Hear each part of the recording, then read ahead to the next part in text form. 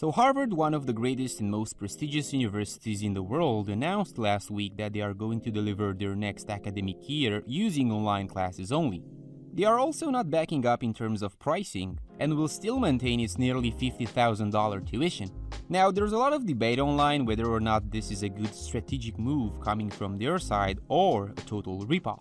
And most people jump to their guns saying that they can get the same type of education by just googling stuff all day and using their mental arsenal. You dropped 150 grand on a fucking education you could have got for $1.50 in late charges at the public library.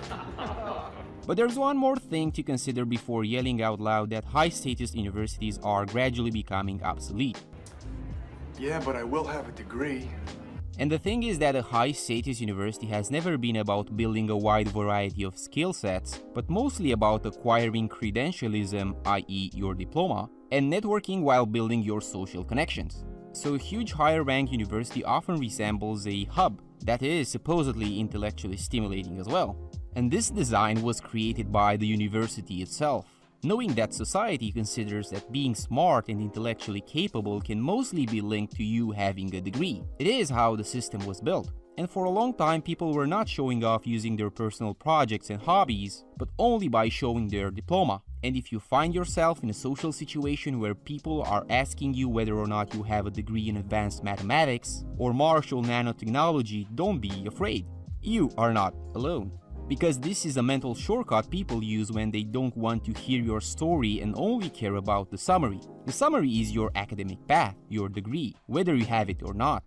They do not care about your social context or where you are coming from or your personality and macro goals, but only whether you are an achiever or not. Because they don't have time to listen to you talking about your startup idea or your microblogging platform, which only has 5 users by the way, or even your YouTube channel or GitHub repository. So they are using the degree as a mental shortcut, which theoretically encapsulates your past and your future as well. Now, universities are also designed for networking and social connectivity. And social institutions have been decaying over time. And we must not forget that most of us had our social connections through these institutions. Nowadays, people are placing their toddlers even in high-status kindergartens, making sure their kids are in the same class with the royal family child. They are trying to build social connections right away. And then they are going to college together and that's it. Boxing champion at Cambridge, where he made friends with our current Prime Minister. Do you have any evidence to substantiate your claim? But if you think about how public schools have become less of a commitment, with less and less involved parents and more mature kids running on the hallways, that school's social framework is slowly fading away. So high-status universities are the ones trying to keep that social foundation all together. And again, quite a lot of people started arguing online and yelling at each other saying that paying hard cash for the same education you can get for free online is a total scam. But this isn't necessarily true.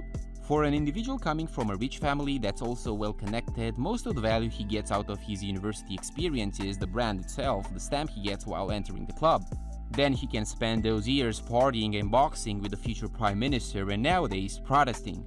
But when you think about an individual who worked his butt out trying to figure out a way to enter the realm of science and coming from an immigrant family, the value of that particular university's brand carries a lot of weight when the individual will be trying to niche down. And I suppose the central idea is that a degree by definition means training. If you can be trained to do a job, millions of other people will also get trained and compete with you. And maybe if you are exceptionally talented in the field, you will also be wealthy. But pay closer attention that wealth doesn't necessarily mean wealth.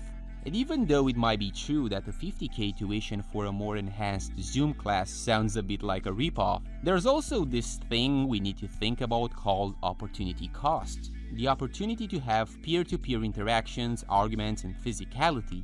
It's again like paying to enter to a party where all the popular kids are attending to. And there's an argument that we will slowly move towards building credentialism and social connections using online-only hubs, where people can have easy access to our future and past projects, our writings and resources, and our documentation and overall goals. And we started seeing this type of strategy being applied when talking about big companies where the company itself does not ask you for a degree anymore, but it is more focused on pure skill. And in terms of elite universities charging hard cash fees to their students, it all depends on how much perceived value it gives to the buyer itself, and not about how much it costs the university to produce their untouchable asset.